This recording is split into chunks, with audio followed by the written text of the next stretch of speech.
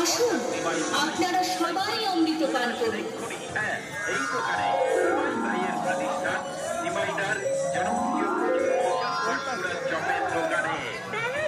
এটুকু রাহু বুঝতে পারল নিশ্চয়ই কোনো গন্ডগোল ঘটবে। দেবতাদের কাছ থেকে অমৃত অসুরদের কাছে সে পৌঁছবে না। তখন সে কায়দা করে চন্দ্র ও সূর্যের মধ্যে দাঁড়িয়ে পড়ল অমৃত পান করার জন্য। রাহু অমৃত পেল লক্ষ্মীর কাছ থেকে। ঠিক সেই সময় সূর্য বুঝতে পারল এ তো কোনো দেবতা না, অসুর আমাদের মধ্যে ঢুকে পড়েছে। সঙ্গে সঙ্গে নারায়ণ সুদর্শন চক্র দিয়ে রাহু শিরচ্ছেদ করে দিলেন।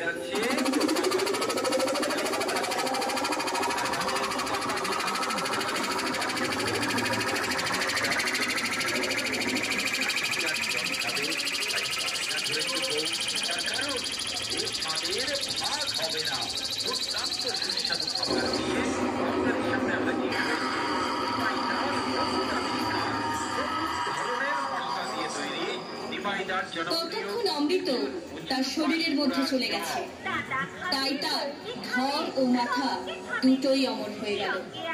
মাথার নাম হলো রাহু আর ধরের নাম হলো কেতু।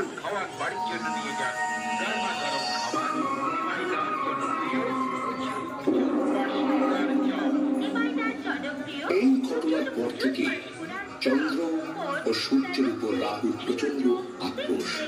পুরাণ মতে কেন হয় এই